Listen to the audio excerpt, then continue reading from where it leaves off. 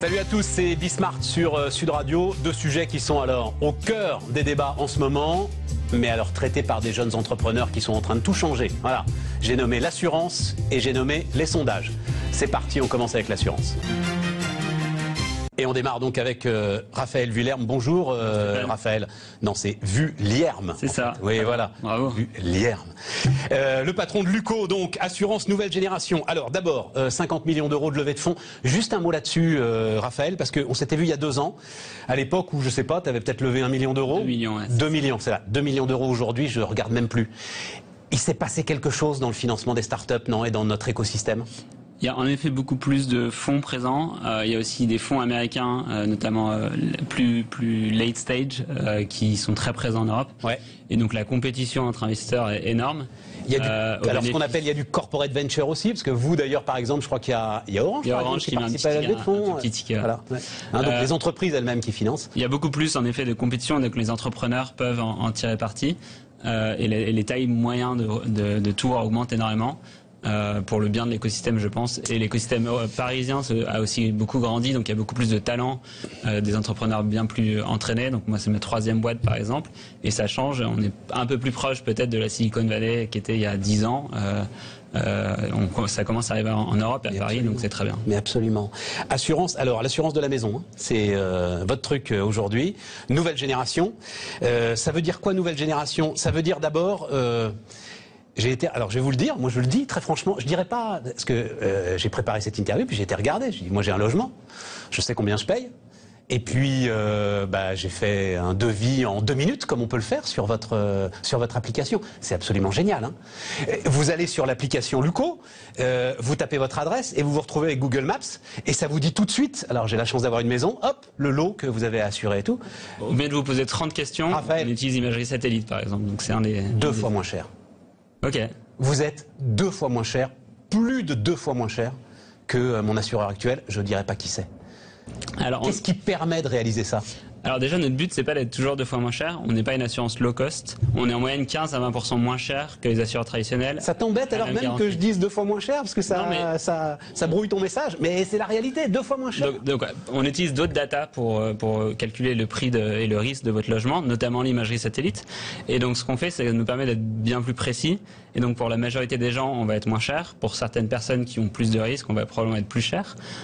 Et on vient pas... notre but, c'est pas de casser les prix, c'est de venir prévenir les sinistres et de mieux les gérer quand ils arrivent, en étant extrêmement efficient. Donc on n'a pas d'agence, on n'a pas des frais de structure, on n'a pas de tour à la défense. Ouais, c'est ça. Ça nous permet d'être 15-20% moins cher. Le 2 fois moins cher, c'est lié au modèle qu'on a, qui nous permet d'être plus proche des risques réels. Alors en plus j'habite à Clamart, alors vous ne savez pas, mais Clamart c'est sur des carrières, donc j'ai un risque terrain qui est assez élevé, il est d'ailleurs pricé, je le vois bien sur le truc, et puis j'habite au bout d'une impasse, donc j'ai un risque vol qui est aussi assez élevé, donc voilà, et là aussi c'est pricé, c'est très très clair, on le voit sur le truc. Tu m'avais dit quelque chose sur les assurances il y a 2 ans, Raphaël, et alors ce qui se passe aujourd'hui rend ce truc mais exceptionnel, je ne sais pas si tu t'en souviens, tu m'avais dit en fait les assureurs actuels ne servent à rien. Il y a des gens qui savent gérer des capitaux, c'est les géants de la réassurance, Munich Re, Score, etc. Et puis il y a la relation client, et ça c'est nous. Et en effet, l'assurance de détail, comme dans la banque de détail, et il y a l'assurance d'affaires, plus donc de capital. Non, la relation client. Ah oui, moi, ce que j'ai eu en face de moi, mais c'est pour le coup une relation client incroyablement moderne. En 5 minutes, j'ai eu plus d'informations sur mon logement et sur ce qui pouvait s'y passer qu'en 15 ans de contrat avec mon assureur classique. C'est en effet notre but. Notre but, c'est pas de vendre un contrat administratif, c'est de venir protéger les foyers. Donc vous avez cité l'exemple de l'imagerie satellite. On vient pas juste calculer un prix, on vous donne un rapport que vous avez pu télécharger avec les niveaux de risque et des conseils sur comment les réduire. Donc par exemple, si on voit que vos arbres ils sont à côté de la maison et qu'ils sont mal élagués, et ça l'imagerie satellite permet de le faire, on va venir vous donner ce genre de conseils. Et le but... Le français, ce qu'il a besoin, c'est pas un contrat administratif. Ce qu'il a besoin, c'est de pas avoir d'accident. Et le meilleur assureur, c'est un assureur qui vous empêche d'avoir des accidents. Et c'est toute l'énergie et toute la technologie qu'on utilise. C'est avant tout pour venir prévenir les accidents. Et après, quand malheureusement, on peut pas tous les prévenir, c'est de venir donner des solutions très concrètes. Donc, ce qu'on a fait ces 2 dernières années, c'est des réseaux de plombiers dans toute la France. C'est des peintres. C'est de l'expertise à distance pour éviter que vous attendiez 2 mois d'avoir un expert qui vient faire un rapport chez vous. Et donc, tout ça, c'est de la simplicité à la fin et notamment de la compétitivité pour le client. Les assureurs ne servent à rien. Ils servent à rien, les assureurs? Je pense pas que j'avais dit ça, je pense que j'avais dit que la perception de l'assurance, en effet, c'est vu comme une taxe inutile. Une fois tous les 10 ans, on voit à quoi ça sert. Non, t'avais dit ça, t'avais dit... Parce que, alors d'ailleurs, t'es appuyé sur un réassureur, toi. Ouais, on travaille avec les 2 plus gros réassureurs au monde. Voilà. Et en gros, tu dis, il y a 2 métiers, il y a la gestion du client et il y a le capital. Voilà. Et effectivement, mais on en reparlera d'ailleurs, il faut des masses de capitaux importantes pour pouvoir assurer les risques. Absolument. Et au milieu, il y a des grands réassureurs aujourd'hui qui ne servent à rien. En effet, l'assurance telle qu'elle est faite aujourd'hui, qui est très loin du client et qui fait pas juste du portage de risque, c'est extrêmement compliqué pour eux dans le futur de maintenir ces positions-là. Forcément, tu as regardé, tu as suivi ce qui s'est passé, le Covid, les restaurateurs, etc. et tout. Tu penses quoi? Moi, ce que j'en pense, c'est que... C'est un désastre pour les assureurs. Alors, il y a 2 concepts. Il y a l'assurance est là pour assurer un aléa qui doit être mutualisé. Donc, quand tout le monde a le même accident, c'est compliqué, évidemment, pour un assureur de payer. Le problème, c'est que c'est des organisations très opaques. Et donc, le grand public pense que, et probablement a raison, je ne sais pas, je n'ai pas les chiffres, et ce qui serait bien, c'est que tout le monde ait les chiffres, que les assureurs se sont enrichis pendant le Covid. Si on prend sur l'automobile, il y a eu toutes les voitures qui sont restées au garage pendant 3 mois. Forcément, il n'y a pas eu d'accident. Et au lieu de dire, on va rendre cet argent, ça fait une assurance, je crois que c'est la Maïf, on va rendre cet argent parce qu'il y aura pas d'accident pendant ces 3 mois. Et ils ont dit, on verra à la fin de l'année, parce que cet été, les gens vont partir en vacances, voilà, ils ont noyé le poisson. Et sauf qu'à la fin de l'année, il n'y a aucun bilan qui va être fait de dire, où sont allées vos primes? Parce que c'est pas l'argent des assureurs, c'est l'argent des assurés qui sert à rembourser les sinistres. Et c'est le principe de base. Donc chez Luco, on a un principe très simple. À la fin de l'année, on fait des bilans. Et tout ce qui reste, on le redonne à l'association du choix de l'assuré. Ça fait que si l'assuré, il exagère ou s'il embellit son sinistre, c'est pas Luco, le grand capital sans visage qui est impacté, c'est l'association qui l'a lui-même choisi. Donc les gens se comportent mieux. Et on a une transparence absolue de où va l'argent, qu'est-ce qui sert à faire notre métier, qu'est-ce qui sert à payer les sinistres. Donc je crois que c'est 30% pour faire ton métier. Voilà. 30% des primes en frais de fonctionnement. Le reste, on dépense ce qu'on a à dépenser pour rembourser les assurés s'ils ont eu un sinistre. Et le reste, les autres assureurs, ils font ce qui s'appelle des réserves de participation. On les met de côté au cas où il y a un gros sinistre un jour qui, en fait, n'arrive jamais, ou quand il arrive, on nous dit qu'on ne peut pas l'assurer, exemple Covid. Exactement. Et toi, tu fais pas de réserve de participation? Alors nous, on travaille, et ce que font tous les assureurs, en fait, on achète de la réassurance en début d'année, et on dit, on va, pour les grands risques qui arrivent une fois tous les 20 ans, tous les 50 ans, et qui sont un peu systémiques, on vient acheter de la réassurance. Et ça, en fait, tous les assureurs le font. Et le problème, c'est juste, c'est noyé dans une énorme opacité, et donc, pour le client, à la fin, il a juste l'impression de payer sans arrêt des primes. Et quand il a besoin d'être remboursé, il y a toujours une raison pour pas le rembourser. Et c'est cette absence totale de transparence et de compte rendu aux assurés qui est extrêmement gênante. C'est bien. c'est bien de l'entendre. Parce que l'autre truc que tu dis, mais ça, tout le monde le sent, c'est l'assureur n'a aucun intérêt à vous rembourser.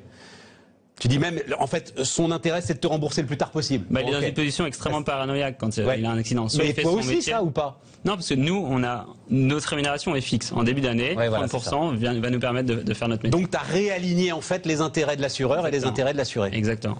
Et c'est très fort parce que ça nous aligne nous, mais ça aligne aussi les assurés. Et donc ça permet d'avoir une confiance et une base de confiance beaucoup plus forte, de rembourser beaucoup plus vite et à la fin d'avoir des prix qui sont très compétitifs. On n'a pas augmenté nos prix depuis le début du Luco, justement grâce à ce modèle. Après c'est l'efficience opérationnelle, mais ce modèle de transparence et d'alignement d'intérêts, il est extrêmement puissant. Donc tu es sur l'immobilier. Alors là, tu l'as raconté d'un mot, mais c'est un dispositif qui s'appelle Dr House que tu lances, qui va te permettre en fait, qui va nous permettre de faire un diagnostic de nos logements, et donc ces 50 millions d'euros vont te permettre de moderniser encore plus ça en termes d'IoT, d'objets connectés, etc. et tout. Mais est-ce que tu penses qu'un jour, tout ce que tu viens de dire là, cette réflexion que tu as, cette efficacité que vous développez, ça peut aller sur d'autres domaines de l'assurance, autre chose que le logement? Alors ça doit et ça va aller sur d'autres domaines de l'assurance. Après, nous, on a une conviction très forte que le monde va se structurer en écosystème. Donc demain, on va acheter du transport, on va pas acheter sa voiture et son assurance, on va acheter des soins, des parcours de soins avec de l'assurance et des parcours de soins, et on va acheter du soin, du logement, ou ce que nous on appelle le home care.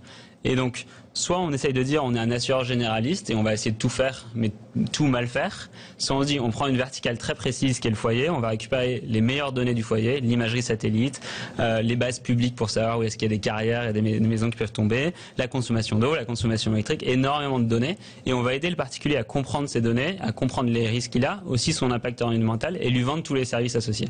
Et donc ce qu'on construit chez Luco, c'est un géant des services du foyer. On construit la couche de service du foyer durable de demain, Et ça passe par pas faire que de l'assurance. Donc c'est pour ça qu'on a lancé Dr House. On va lancer beaucoup d'initiatives autour du foyer.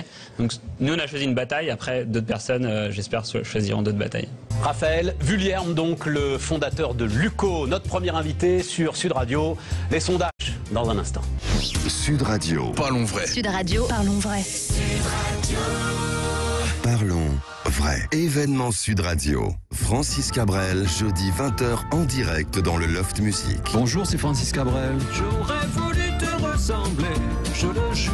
Francis Cabrel, pour la sortie de son nouvel album À l'aube revenant, se confie à Yvan Cugios sur Sud Radio. T'as vraiment dû t'interroger, je suis sûr. Francis Cabrel, jeudi soir 20h en direct dans le Loft Music Sud Radio. Tout le contraire. C'est le cadeau de Noël de Francis Cabrel aux auditeurs de Sud Radio. Leclerc. Leclerc défend votre pouvoir d'achat en vous proposant des produits du quotidien au meilleur prix. Du 8 au 19 décembre chez Leclerc, pour l'achat d'un paquet de lessive capsule Ariel Pots Plus de 33 lavages, bénéficiez de 80% de réduction immédiate sur le second paquet, soit 9,01 € le kilo ou la dosette à 24 centimes d'euros. Tout ce qui compte pour vous existe à prix Leclerc. Produits dangereux et irritants, respectez les précautions d'emploi. Voir modalité magasin et drive participants sur www.e.leclerc. Ensemble, respectons les gestes barrières. Bah, chérie, tu vas où habillée comme ça? J'ai rendez-vous avec un conseiller Volkswagen pour voir leurs nouvelles offres de reprise. Donc je me suis dit qu'une chemise, ça faisait un peu plus habillé. Ah ouais, t'as bien fait. Mais et le pantalon là? Bah quoi le pantalon? Bah ce serait bien d'en mettre un, non? Ah bah non, pas besoin, il le verra pas, c'est sur internet. Ouais, mais c'est pas le cas des voisins. Et si vous souhaitez venir nous voir, nos concessions sont ouvertes sur rendez-vous. Préparez votre visite sur Volkswagen.fr et découvrez l'offre de reprise jusqu'à 3 500 € pour l'achat d'une nouvelle Golf jusqu'au 31 décembre. Conditions de l'offre et de la reprise sur Volkswagen.fr. Sud Radio Nice 97.9 et en DAB+. Sud Radio. Et si vos fêtes étaient encore plus festives dans vos magasins U? Justement, c'est jeudi plus dans vos magasins U. Et je crois que tu vas nous mettre en appétit, Aurélie. Aurélie, c'est notre chef de rayon. Oui, Laurent, c'est 30% en euros carte U sur les saumons fumés et foie gras uniquement ce jeudi 10 décembre. 30% en euros carte U sur les saumons fumés et foie gras, jeudi, plus U. Commerçons autrement. Offre réservée aux clients carte U, limitée à 3 produits identiques. Hors rayon traditionnel et corbeille. Voir conditions sur magasin-u.com. Pour votre santé, évitez de grignoter. En ce moment, chez Feu Vert, jusqu'à 100 € offerts sur les pneus Michelin, été 4 saisons ou hiver. 100 € offerts, c'est ça, la patte de l'expert. Offre soumise à la pause et conditions sur feuvert.fr. Et si avec la fibre, on s'offrait un cadeau de Noël qui dure plus longtemps que Noël? Moi, si je commande la fibre Orange à Noël, ça sera pour sa puissance. Oui, bah moi, si je commande la fibre Orange, ce sera pour son petit prix. Ouais, bah moi, ça sera un peu des deux, pour qu'on puisse jouer en ligne tous en même temps, sans se ruiner, tous en même temps. Avec Orange à Noël, profitez de la fibre pour 22,99 € par mois pendant 12 mois, puis 41,99 €. Vous rapprochez de l'essentiel. Orange. Offre soumise à conditions en France métropolitaine, valable jusqu'au 24 décembre. Engagement 12 mois pour les nouveaux clients. Voir détails sur orange.fr. Rhume, nez bouché, nez qui coule, stop. Ayez le réflexe, spray nasal décongestionnant pur essentiel. La solution efficace, naturelle et non irritante pour dégager le nez immédiatement. C'est cliniquement prouvé. Le spray nasal décongestionnant pur essentiel aux huiles essentielles bio est un dispositif médical. Dès 3 ans en pharmacie. Pur essentiel, l'efficacité à l'état pur. Cette année, chez Netto, on fait plus que des petits prix, car les fêtes, c'est cadeau. Jusqu'au 24 décembre, dès 25 € d'achat, vous pouvez tenter de gagner une tablette, un robot aspirateur, un extracteur de jus et des milliers de bons d'achat. Et même une voiture! Netto, le discounter qui fait la différence. Hors livre, presse, gaz et carburant. Voir modalité sur netto.fr. Sud Radio, les vraies voix qui font bouger la France. Stéphane Soumier avec Bismart, 19h30, 20h. On termine les amis, on termine donc encore avec de l'innovation et Jérémy Lefebvre qui est avec nous. Bonjour Jérémy. Bonjour Stéphane. CEO de Episto. Alors j'ai écrit parce que c'était écrit comme ça dans le journal, mais en fait, en lisant votre truc, donc sondage nouvelle génération. Mais c'est pas des sondages que vous faites, c'est des études marketing. Alors, est-ce que les études marketing sont des sondages? Alors, c'est les deux, en fait. C'est les deux. C'est à la fois des sondages, des études dites d'opinion publique. C'est d'ailleurs comme ça qu'on est né, mais c'est aussi maintenant des études marketing qui représentent aujourd'hui le gros du marché des études en France et dans le monde. Et je pense que pour peut-être bien expliquer aux gens qui nous regardent le concept, on va peut-être remonter 2 ans en arrière. En fait, le projet, il est né au moment du grand débat, où le gouvernement sort son grand débat. mais propose des cahiers de doléances, des réunions en mairie pour les Français, quoi, pour qu'ils puissent participer. Et avec mon associé Alexis, on se dit c'est bien, mais c'est quand même un peu à l'ancienne. Proposons une nouvelle manière de débattre, et une nouvelle manière de consulter les Français. Et c'est à ce moment-là qu'on a lancé un projet qui a vocation de les interroger via les messageries instantanées comme Messenger, via les smartphones, de manière très simple. Et c'est ça qui a lancé l'activité. Mais via les smartphones, via les réseaux sociaux en fait. Alors via les réseaux sociaux. Donc pour rentrer dans le détail, on va chercher les gens sur les réseaux sociaux avec de la publicité. On leur donne envie de participer à des enquêtes et à des sondages. Et derrière, on les interroge avec la messagerie dans un format qui est très facile d'utilisation pour eux. Tu vas trop vite, Jérémy. On a un peu de temps, nous, ici. Là, vous avez le gars qui est habitué à faire son pitch en 2 minutes 30. Je vais un peu trop vite. Okay. Tu vas trop vite. Qui sont tes clients aujourd'hui ? Aujourd'hui, mes clients, il y en a plusieurs. Il y a à la fois des grands instituts d'études comme Kantar, Ipsos, BVA. Alors, restons sur Ipsos, par exemple. Ouais. Ipsos, il va... Alors, type de contrat ou de questions que te pose Ipsos. Ouais. Pourquoi est-ce qu'Ipsos a besoin de toi? Pour savoir quoi exactement, par exemple? En fait, pour Ipsos, on est juste un nouvel outil pour aller chercher les données, pour aller interroger des consommateurs ou des citoyens. Un outil qui passe par ces canaux que sont les réseaux sociaux et les messageries instantanées. Et pour bien comprendre Ipsos, il sait pas faire ça, lui. Eh ben, a priori, il préfère passer par des solutions dont c'est la spécialité, en fait. Ouais, c'est ça. Et des solutions comme la nôtre qui vont être sans doute plus efficaces dans le but d'aller interroger justement ces consommateurs et ces citoyens. Pour bien comprendre peut-être ce sujet des réseaux sociaux pour les études, aujourd'hui, rien que Facebook, c'est 38 millions d'utilisateurs actifs en France. Donc quasiment 60% de la population. Et les gens passent en moyenne 2 heures par jour sur ces réseaux sociaux. 38 millions d'utilisateurs actifs, mais une fois par mois. Non, justement, en moyenne 2 heures par jour. Ce que ça veut dire, c'est que les gens passent... Il y a 38 millions de personnes qui passent 2 heures par jour en moyenne en France sur Facebook. Oui, c'est ça les statistiques. Et donc quand on sait ça, on se dit, bah, c'est un super moyen pour aller en fait interagir avec eux, leur poser des questions, que ce soit des questions sur des consultations, on va dire, citoyennes, ou des questions sur des sujets plus marketing. En fait, on leur donne un moyen de donner leur avis sur des sujets qui vont être importants pour eux. Et donc, ici, ils sont sur Facebook, c'est pas pour répondre à tes questions. Donc comment est-ce que tu les convaincs de répondre à tes questions? En fait, c'est très simple. On leur donne simplement envie de participer, de donner leur avis sur des sujets qui les intéressent et sur lesquels ils vont avoir un impact. Et tu leur donnes envie parce que tu les connais grâce au marketing et grâce aux produits qu'ils consomment? Je les connais parce que je vais, grâce aux réseaux sociaux, avoir la capacité d'interagir avec eux, notamment via la publicité en ligne en fait. Et à ce moment-là, je leur donne envie simplement d'aller me donner leur avis sur des sujets qui vont potentiellement les intéresser. Je prends des cas, on a fait des études très locales dans lesquelles on donne la possibilité à des citoyens de donner leur avis sur leur ville, sur les projets qui leur paraissent les plus importants, des cas dans lesquels on va les interroger sur les transports qu'ils utilisent au quotidien, savoir ce qui va bien, ce qui va pas, ou des cas un petit peu plus marketing. L'ensemble de ces données, savoir où j'habite, savoir si je prends le métro, le train ou la trottinette, c'est Facebook qui les a, ces données, c'est pas toi. Ça c'est Facebook. Donc ça, nous on achète de la publicité qui va nous permettre d'aller en fait rentrer en contact avec les gens. Les gens, eux, décident de cliquer sur nos publicités, comme ils cliqueraient sur une publicité pour un e-commerçant. Je comprends. Et à partir de ce moment-là, au lieu de les amener sur un site de e-commerce, nous on les amène sur un de nos questionnaires, qui en plus va être vraiment super en termes d'expérience, qui va être conversationnel, avec une expérience vraiment très chiadée. Et à partir de ce moment-là, en fait, on commence à collecter leur avis. Tout ça est très explicite pour eux. On prend leur consentement, bien évidemment. Et à ce moment-là, on commence à collecter leur avis. Et c'est ces données-là, qui sont des données déclaratives, que l'on exploite ensuite et qu'on restitue à nos clients. Est-ce qu'on peut aller sur des sujets anxiogènes, importants, avec cette technique aujourd'hui? En fait, on peut le faire. C'est sans doute plus difficile d'interroger des gens sur ces sujets un peu anxiogènes que des sujets, on va dire, très sympathiques. Voilà. Mais en fait, parce que vous aimez les chiens, c'est plus simple. Il faut raisonner par rapport aux autres méthodologies de collecte de données dans le monde des études. Aujourd'hui, il y a des panels, il y a le téléphone, il y a le face-à-face. Et en fait, si on reprend un peu l'histoire des sondages, depuis 70 ans, en France, ces méthodologies, en gros, prennent des parts de marché les unes sur les autres. Nous, on est juste en train de développer une nouvelle méthodologie très puissante pour aller interroger tous les Français grâce aux réseaux sociaux. Et en fait, en effet, c'est un bon point, il y a des sujets qui sont un petit peu plus difficiles à traiter que d'autres, mais on finit généralement toujours par y arriver. Vous pouvez détecter des signaux faibles? Non, parce que vous agissez plutôt sur demande, c'est ça? Ouais, c'est ça. Alors, nous, on va... Si je prends les gilets jaunes, il aurait fallu que quelqu'un à un moment ait l'idée de demander à Episto, est-ce que vraiment ça vous met en colère l'idée de payer le carburant 2 centimes plus cher et qu'est-ce que vous êtes prêt à faire, quoi? Ouais, c'est ça. C'était intéressant justement, le tout premier projet qui nous a fait connaître, donc on a appelé à l'époque Entendre la France, on a interviewé justement des gilets jaunes et à la différence du gouvernement, à cette époque-là, on demandait aux gens de se positionner par rapport au mouvement. Donc on était capable de dire, dire voilà ce que les gilets jaunes pensent en moyenne, en tout cas ceux qu'on a interrogés, alors qu'il y avait assez peu de données justement via les sondeurs plus traditionnels pour essayer de comprendre cette pensée des gilets jaunes.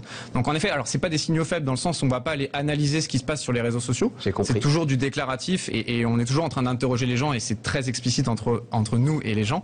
Simplement, on est capable d'aller chercher justement ces populations un peu niches. On parle des gilets jaunes, mais ça peut être des populations locales, ça peut être des populations des gamers, des véganes, certaines populations B2B. Toutes ces populations niches qui sont assez difficiles à interroger via les méthodologies plus traditionnelles de collecte. Et nous, justement, grâce aux réseaux sociaux, on arrive très bien à aller interagir avec ces gens-là et à aller collecter leur avis, en fait.